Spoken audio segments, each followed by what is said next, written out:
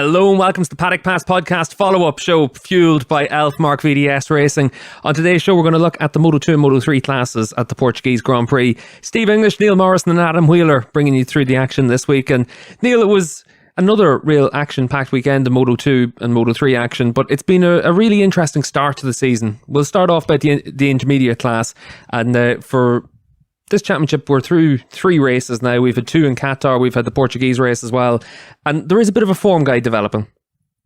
There is, Steve, yeah, absolutely. I think what we have is 3 guys that we all expected to be up there fighting for the championship, and also one ridiculously fast rookie that's caught everyone a little bit off guard.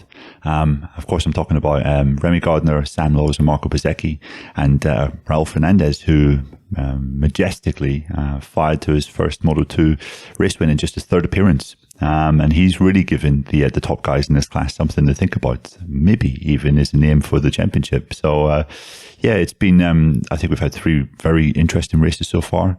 Sam Lowes managed to stamp his authority on the first one, but the other 2 have been really quite close right until the checkered flag. So it bodes well for the season ahead. Yeah, it's been a really interesting start to the season. Obviously, we saw Lowes win both races in Qatar. You mentioned it there, Neil. That second race, a real dogfight between himself and Remy Gardner. And then we went to Portugal as well, and Raul Fernandez able to get his first win in the intermediate class. And Adam, it's been really interesting to see how all these riders have had, a little bit of struggles along the way. Like you look at Bezzecchi as well. Neil mentioned him. He's 4th in the championship. He's down by 20 points, and we haven't really seen the flashes that we would have expected from Bezzecchi on the basis of last year. We saw Gardner struggled a little bit on Sunday here in Portimao. The track temperatures went up. He seemed to struggle a little bit more. We obviously saw Sam Lowes win the first 2 races of the season in Qatar. He's had 3 poles, but unfortunate to crash out at turn 1 in Portimao. And then Fernandez has just been on an upward trajectory all the way through these 3 races. Well, to be honest, Steve, I think Sam Lowes' first corner crash is probably the most pivotal or shocking event we've seen so far from the first 3 rounds. I mean, if you consider the fact that he had taken 8 podiums from the last 10 Grand Prix to then suddenly eject out of the running after having, like you said, 3 pole positions and 2 victories, that was a real extreme of results, wasn't it? I mean, we haven't seen anybody else kind of in title contention having that kind of fortune or fluctuation in fortune. So, the one big question mark for Sam Lowes, I think, will be going to Jerez, a track where he went superbly in the past, is can he get back on the horse and get that kind of train of form going again? I think that would be, particularly vital for him. Yeah, and I think it's going to be interesting to see what happens as well, because mistakes are going to happen through the course of a season. We're going to see it for all title contenders. It's what always happens. And, Lowes has still had 2 wins. He still had more wins than anyone else. He's had 2 podiums, so he's had, the same amount of podiums as the likes of Fernandez or Gardner. So it's an incident that's happened, but at least it's happened early in the season for him, and he's done it on the back of being really strong in the opening races, Neil, because the form we've seen, he's been able to really give himself a lot of confidence that will go to Jerez, a track he goes well at, and he'll certainly feel he can bounce back. Yeah, for sure. And it was a disappointment. I think Sam believed that he could have been up there fighting in Portugal for the race win. But when you look at the championship, Remy Gardner only, in inverted commas, managed to finish 3rd. And with Raul Fernandez's victory, I mean, Lowes is only 6 points off in the championship. So not, you wouldn't say it's the end of the world.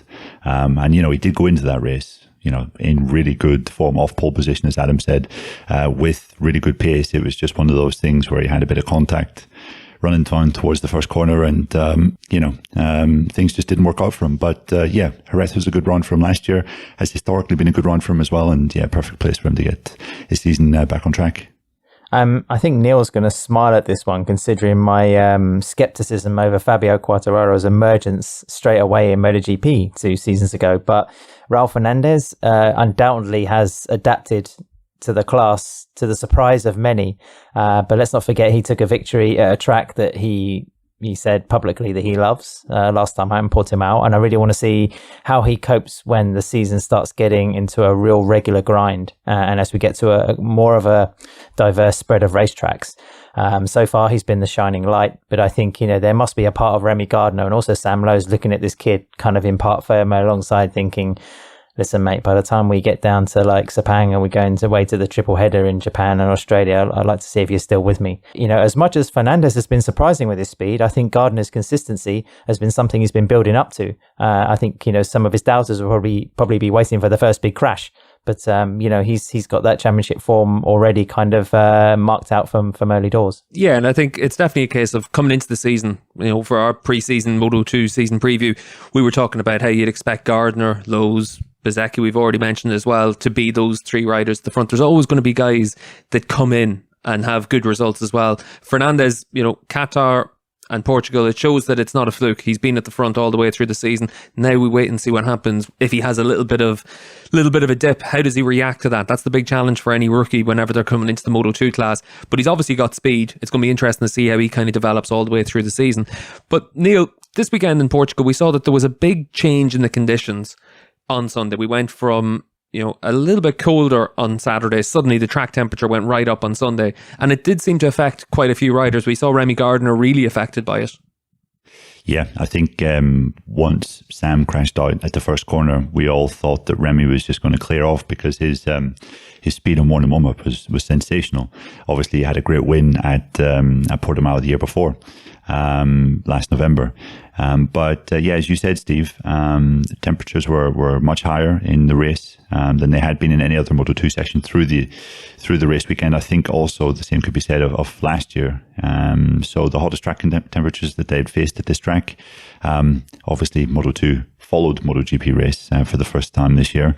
Yeah, it just seemed to kind of upset some people. They weren't expecting their bikes to be behaving in certain ways, and Remy Gardner was certainly one of them. I think Aaron Canet was saying the same thing. You know, just the tire wear was quite a good deal higher than they had anticipated. So yeah, in that respect, you know, Remy admitted that he made a ton of mistakes in the race, and he only got back into the battle with Canet and Joe Roberts for the podium, just because those two guys were sort of messing each other up.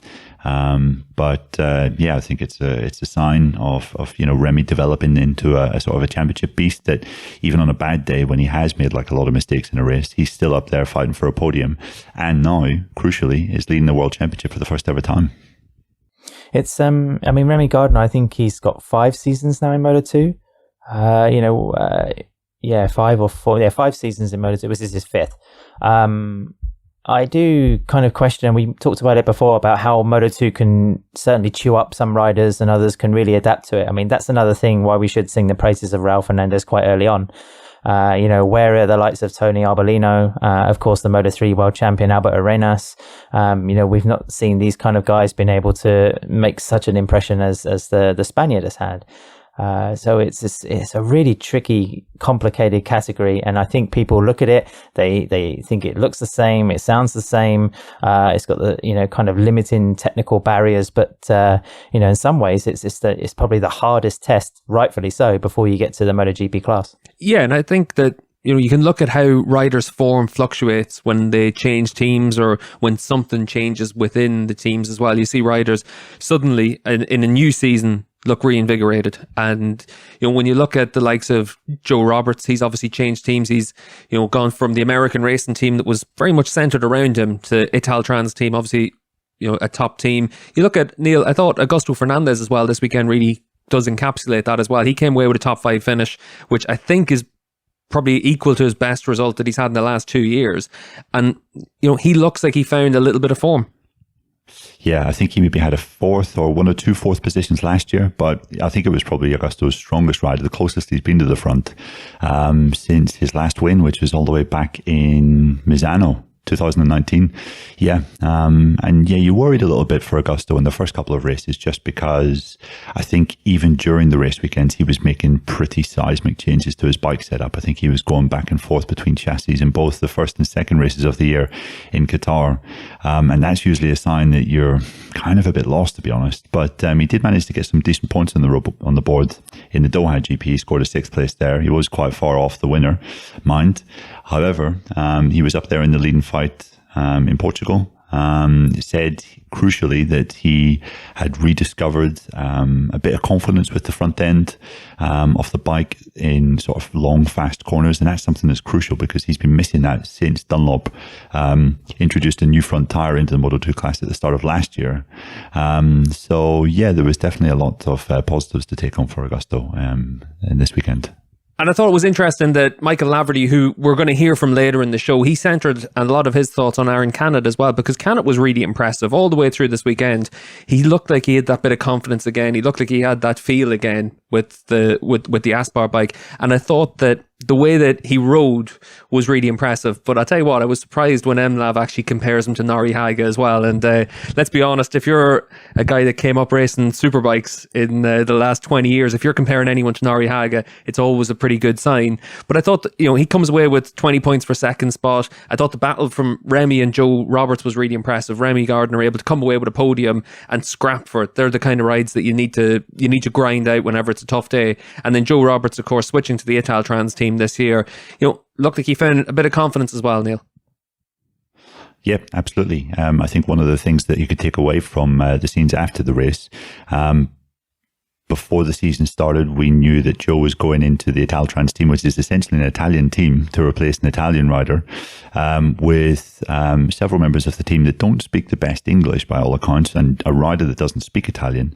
And you just wondered, how is that going to fit exactly? But when Joe came back into the pit lane, the whole team were there to congratulate him, and you could just see their enthusiasm for the performance that he put in. Really strong. Canet had been threatened to do this kind of thing through pre-season.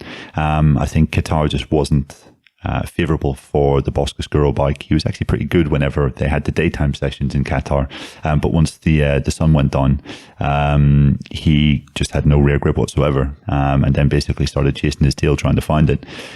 So I think this should be more likely as to where Canet will be this year, fighting for podiums. I expect him to be there regularly. And Gardner, as we've mentioned before, I think now in his last 9 performances, he scored a 2nd, 5th, 4th, 3rd, 7th, 1st, 2nd, and 3rd. So that is championship form. Are you sure you're right on those numbers, Neil? Yes. I have his Wikipedia page open in front of me here, so. Unfortunately for Sam Lowes, but fortunately for the rest of us, his kind of removal from the race earlier on really opened the door to, like you say, a couple of other names coming through to the fore. And that's why I think, the Moto2 race was probably the most engaging one from Portugal last weekend. Well, Ad, you mentioned there are riders coming through to the fore. Let's talk about a country coming through to the fore as well, because Joe Roberts, he's found something last weekend to get himself up there as well. He always goes well when the grip's a little bit low. So when the track temperature got up and it was a little bit more slick, he was able to perform well in Portugal. But I thought Cameron Beaubier as well, able to come away with a top 10 finish. We've seen step-by-step progress from Beaubier all the way through this season. Yeah, certainly. I know it's a passport issue and people have their opinions on, what riders should be in the class and what shouldn't. But I think Bobby's addition to the Moto2 field is something that can only be a benefit. In fact, I thought, some of the signs of speed that he showed, again, you could classify it in the same kind of rate of adaptation as Raul Fernandez. Of course, Cameron's not at the front of the field yet. But, he has a slight precedent to follow with Joe Roberts carving his way through and showing the kind of potential that's needed. Canet, we spoke about a minute ago, you can see he's almost on that kind of path to MotoGP like Jorge Martin was on. Slightly similar riders, very good one lap or short burst speed, questionable racecraft, you could say. But, certainly with the potential to go all the way through. I'd like to see much more from Beaubier. Yeah, I'm quite interested to see how Beaubier does develop all the way through. Obviously, coming from a superbike background, Neil, it's actually quite advantageous to jump onto the Triumph Triple. It seems an awful lot closer to the superbike style compared to what we had whenever it was the Honda 600 engine.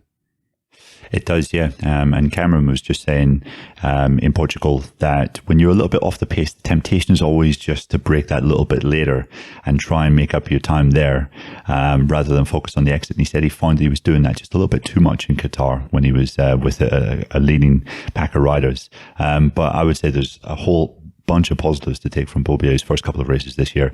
I mean, he set the 5th fastest lap time of the Doha GP in Moto2. I mean, 5th fastest in just his second race. That is impressive stuff. Inside the top 10 here, had he worked out the final sector, he probably would have even been higher, because he was actually pretty fast, you know, among the maybe 6th, 7th fastest names through the first 3 sectors all weekend. So I've been really impressed with Beaubier. I think he's come into the series with the right attitude. He hasn't had this kind of superstar aura around him that, you know, I'm the man because I did the business over in America. He's come in humble, right mindset, willing to learn, willing to listen to advice and criticism. And I mean, that team hoped he would be finishing in the top 10 by the end of this season. We're 3 races in, he's already doing that. I mean, thanks to Neil for reminding me off the recording that Sam's not actually the 2nd oldest rider. He's the 3rd oldest behind Simone Corsi. But on the subject of age, I mean, Cameron Beaubier is 28. I mean, do you think he's got a limited time to get it right and get adjusted to Moto2? Well, I think it is changing now, where riders can be older and get their chances in Grand Prix. And that's where, you know, the likes of Johan Zarco, whenever he stepped up to the MotoGP class, he was a lot older than what we had typically seen riders come through. And we've talked about it quite a bit on the pod over the last couple of years about how the MotoGP class is evolving, because there's so many competitive bikes. And that's where, when you look at Moto2, obviously you're always going to have your Raul Fernandezes that come in, make a splash, and suddenly, you know, are being linked with all the MotoGP seats and different things. But it's also really important that you have your more established riders, your benchmark riders, you know, guys like, you know, Gardner's got 80 starts under his belt in the Moto2 class. You know, Lowe's has been in the class since 2014. He's consistent race winner. He's generally been at the front all the way through his career in the Grand Prix paddock. So you've got these known markers. Beaubier is a 5-time Moto America champion. So you've got experience there now that if those guys are able to, if you're able to beat any of those guys, you deserve your chance in MotoGP. But equally, if, you know, the likes of Lowe's or Beaubier, 2 of the older riders, are able to really establish themselves again this year, and, you know, have consistent race wins, go out and challenge for a championship, they also could well get a chance to get back onto a MotoGP bike. And I think that's what's going to be quite interesting to see how it does evolve. I think a subject for a future podcast, I mean, certainly on our follow-up show, would be, you know, does Sam Lowes get another shot in MotoGP? You know, like you say, I think it has to be on merit. You know, not through ageism or, you know, a reflection on his past entry with a Aprilia. Yeah, well, it's one of those things where we've been able to see that over the course of the last year, if you think from Jerez last year onwards, the progress that you saw from Lowe's, a lot of that comes from just being in the right environment, building your confidence and being able to establish yourself and show what you can do again. And that's what we can see in the Moto2 class. Well, another thing to remember, I mean, I'd like to double check this, but I looked the other day, is that I think all but 2 of the riders that have won Moto2 World Championships are currently racing in the MotoGP class. So if Lowe's does go on to win in 2021, then, you know, you'd like to think that an avenue or a saddle would open up for him to have another crack at it in 2022. We're going to take a break on the Paddock Pass podcast follow-up show, though, and we're going to get the chance to hear Michael Laverty's thoughts on what we saw in Qatar. Moto2 was interesting. I had it teed up as a bit of a fight between Sam and Remy. Obviously, Sam got it all wrong at turn 1. And once he was out, the face of the race changed pretty much straight away. I thought Remy, looking at the pace he had in practice and qualifying, would have been able to get to the front and clear off. But obviously, the temperatures going up just changed how the bike felt for him. He made quite a few mistakes. A lot of... I thought he was missing back shifts or not quite getting his back shift clean, but I think it was the overloading of the front tyre, or perhaps that feeling where you just can't tip in with the front brake on. He had to pick it up and go wide, which is obviously the safe thing to do on a day like that, to bring home 16 points in the end rather than ended up on the deck. So clever in terms of championship on a day when he probably felt he should have been fighting for the race win and his younger teammate took it. So that shows the maturity in Remy this season. He did made the mistakes but still fought back and got himself a podium finish. But the battle up at the front, actually, what a race. It was probably the best Moto2 race I've seen in quite a while. I thought Aaron Canet was awesome. Loved his late braking, riding so close to the back wheel of the other guys. Reminded me of Nori Haga in his prime. Just so close, so late on the entry, but pulling it down, never made contact. And I guess that was a little bit the character of the Bosco chassis, and amongst those calyxes, it was able to do something different. But I think Canet's a great rider, great aggression, and he's really starting to find his feet in Moto2, so he can kind of develop that speed we saw last season into race kind of winning and podium results. So good to see that turnaround from Aaron Canet. But got to say, I was really impressed with Raul Fernandez, as I have been since he's jumped on that Moto2 Kalex. He just looks so good on it. His size definitely is better suited to the bigger machine. But to pass Joe Roberts and Canet and Remy and then right away from them, he just dropped the hammer and put a comfortable gap in at the end. So yeah, really impressed with him when the tyres were off, controlling the slides and just looked at one with it. So I think he's going to be a thorn in Sam's side for championship honours and Remy's side as the season progresses. Joe Roberts, nice to see him smiling after the getting defeated from that podium spot in the last lap. He enjoyed the battle, bit of rubbing, bit of tarmac, or bit of rubber, should I say, up the side of his leathers on the last lap. But yeah, he was happy to be back in the mix. And after what was a difficult 2 rounds of Qatar, I think that was a good, solid race for him.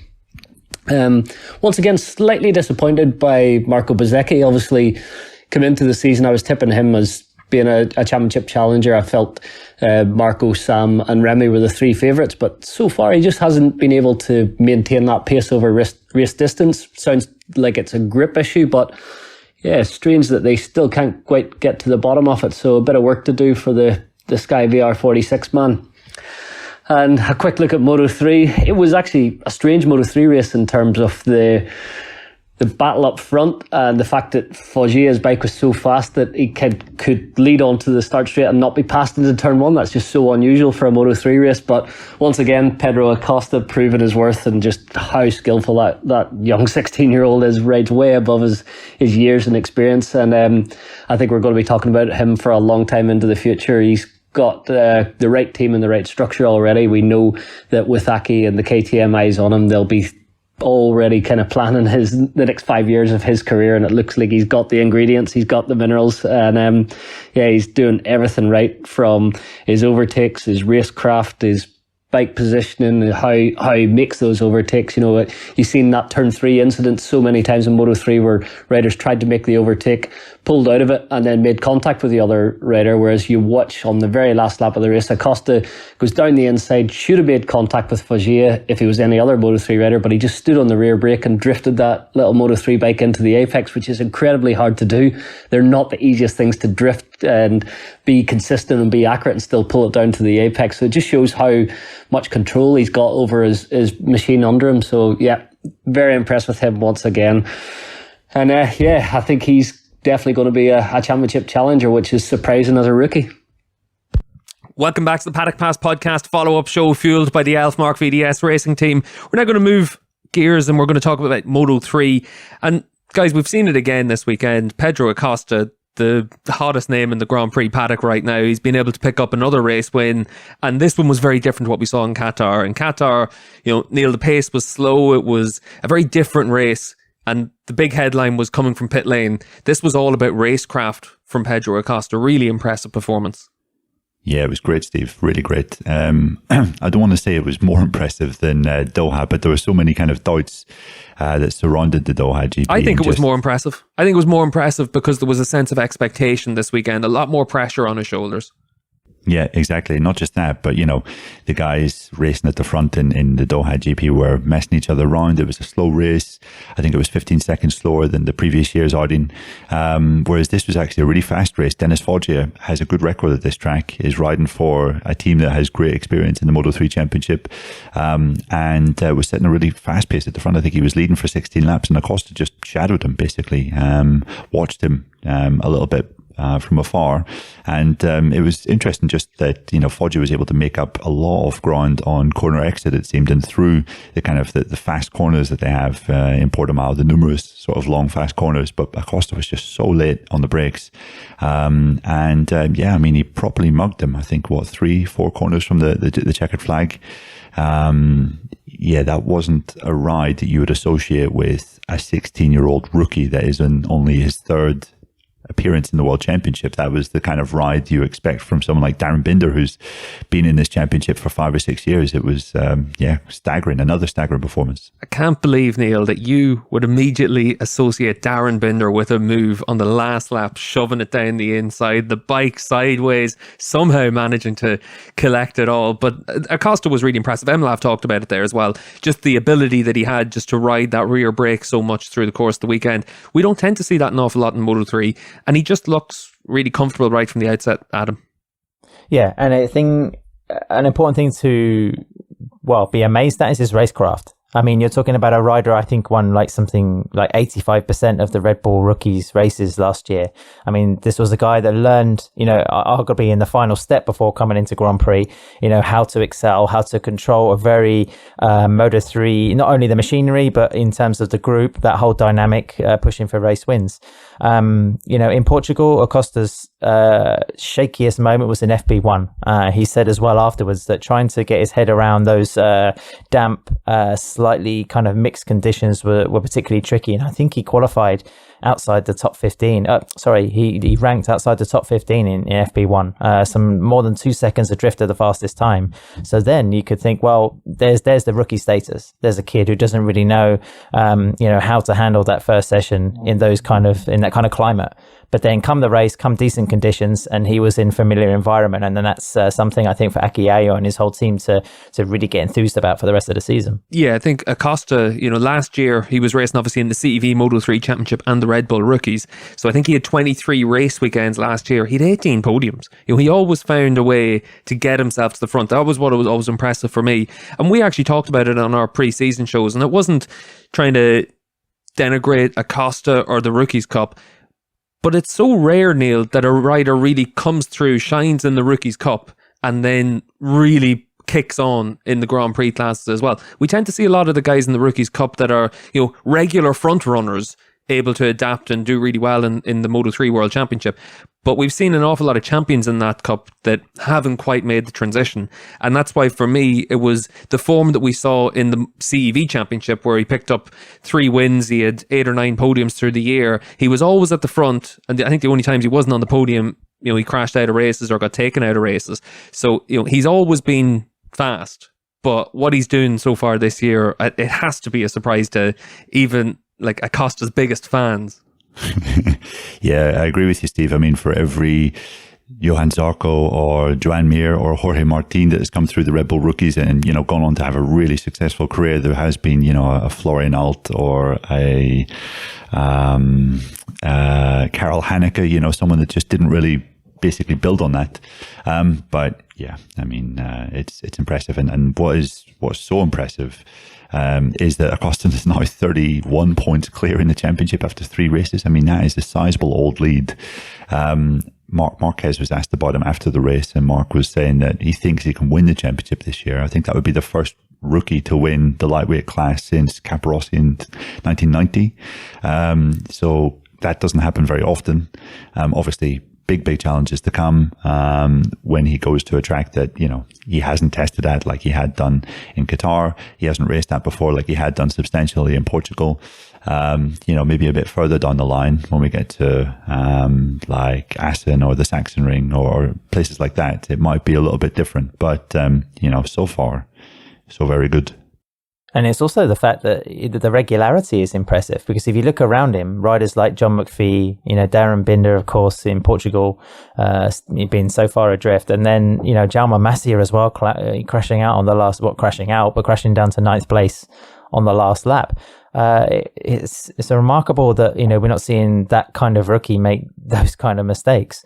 And I think, if I was the likes of Jaume Masia who's sitting next to him in the pit box, or Darren Binder, where you'd be thinking, listen, this is my last crack at Moto3 because I really need to be shifting up to Moto2, you might be a little worried about this kind of fresh threat that you never anticipated. Well, I think what's going to be interesting about Acosta is, Neil, you mentioned there about going to new places. As far as I can tell, he's not going to have any new tracks until we go to Silverstone, because the CEV Championship has raced in Le Mans, they've raced at Misano. he's raced in the Red Bull Rookies Cup, so he's raced at Mugello, he's raced at Assen, he's raced at, obviously, the Red Bull Ring last year. So there's actually not going to be too many places where he's going to turn up and have to really learn and adapt and understand something new. And I think that, for me, is one of the big things about young riders coming through now. And Adam, you're always a good man to talk about the business of MotoGP and the business of talent evaluation and talent finding. You know, all these cup competitions, whether it's in Asia, in Europe, wherever you want to look, the CEV Championship, it all is geared towards finding more and more Pedro Acostas. Yeah, that's right, Steve. I mean, I've said before, I think that Moto3 might be devalued slightly because these competitions are coming closer and closer to the level, you know, of Grand Prix. I mean, of course, I've never raced a Moto3 bike. I could be talking out of my backside, but it does seem that you know, these, you know, from the Cuna de Campeones, even in Valencia and in Spain, and then moving up through the Northern Talent Cup, Asia Talent Cup, Red Bull Rookies, the CV, like you say, I'm not even going to try to say that full championship name. It's for a long time, we've had Aprilia Teen Cups, you know, in the early 90s, trying to get youngsters. And of course, the famous movie star, you know, cup as well, that saw the likes of Tony Elias and Joanna Libe and Danny Pedrosa come through. You know, these schemes have existed, but now it seems there is a really, really set defined path for young teenagers to make their way through to Grand Prix. That's a great thing for weeding out the very best, the elite. But then also it kind of throws up question marks of what do you do if you can't make it through that system, as we see in the case of a lot of British riders. Yeah, and I think what's interesting for me, Neil, you've been involved in the Moto3 and Moto2 classes for the last few years, working as a commentator for the World Feed. But when you look at some of the riders that we've seen come through, we saw Xavi Artigas come through, put it on the podium on his Grand Prix debut. Obviously Acosta now as well. You know, we've talked already this year about the high hopes that everyone has for Guevara and a few other riders coming through. It does look a little bit like Moto3 is primed for riders now to really come in, find their footing and kick on and have success. What I find interesting though as well is Moto3 right now, last year it lost its top 5 riders. They all moved up to the Moto2 class. So there was probably a little bit of a vacuum as well, where obviously you've still got a field full of talented riders, but you've also got a field where there's the likes of Finati or Mignot or John McPhee, who are talented, fast riders, but also clearly a little bit flawed. They would have had their opportunities to move on to a higher level or stay at a higher level in the case of Finati, and instead they haven't. So there is a little bit of an opportunity, if you're good enough, to be able to exploit that this year. And Acosta looks like he's good enough, obviously, and it looks like he's been able to really time it well. Yeah, no, I agree with that, Steve. I did spend a little bit of time after the Doha GP wondering if the level of Moto3 had dropped substantially, and you just have to say take the top 5 riders out of any class and maybe the quality will drop ever so slightly. So yeah, however, you know, I think his winning time from the Portuguese GP was close to 5 seconds faster than Raul Fernandez's time the previous year. And well, we spent the best part of 5 minutes bigging up Raul Fernandez as a rider and just how brilliant he's been in his Moto2 debut campaign so far. So I think that yes, it's fair to say that that Moto3 this year maybe doesn't quite have the level of rider that it had last year, but I still think what Acosta's doing is quite remarkable. Steve, I wouldn't, you know, I don't know what sort of prompts you to say that Romano Fenati has a character flaw. You know, as a strange observation. I think there's probably more flags out there with a less checkered past than he has. But no, I mean, it's a great point, you know, well made and backed up by Neil as well. Moto3, you could be very, I don't use the word cynical. That seems to be my favorite word anyway. But it's, you know, it's a contest where you can watch the first 2 laps, zone out and watch the last 2 laps. But then it's also a series that really highlights the trajectory of a rider and his story. And if you want to find an example of that, then go and look at somebody like Joan Mir or Marc Marquez even, you know, when he was racing 125s. You really see the first kind of shoots of world-class motorcycle racing athletes in that category. And it can be great fun to watch as well, regardless of the age or the experience. There's lots of different narratives going on, and that's what makes it quite fascinating. Yeah, and I think it's going to be interesting to see how it progresses all the way through the season. Obviously, on the Paddock Pass podcast, we're going to be covering the Moto2 Moto3 classes throughout the rest of this season. So it's going to be interesting to see just how it all evolves really over the course of the rest of this year. It's going to be interesting as well to have David Emmett back on the podcast next week. He's obviously moved away from his world domination of football. He was involved in the European Super League, but he'll be back on the podcast next week. And, Disgraced. Well, you know, loathed, despised. David's always just, he just doesn't care about the legacy fans. That's the one thing that we've learned. But on the Paddock Pass podcast, we're moving into some new fields this year. It's going to be exciting to see just what happens across the three classes this year, just to give everyone a little bit more depth on what's happening within the MotoGP paddock. So for myself, Steve English, from Neil Morrison, from Adam Wheeler, big thank you to everyone for listening to the Paddock Pass podcast follow-up show fueled by the Elf Mark VDS racing team. This episode of the Paddock Pass podcast was produced by Jensen Beeler, David Emmett, Steve English, Neil Morrison, and Adam Wheeler. It was edited by Brian Burnett. Music is provided by The Libertines. All inquiries can be sent via email to team@paddockpasspodcast.com.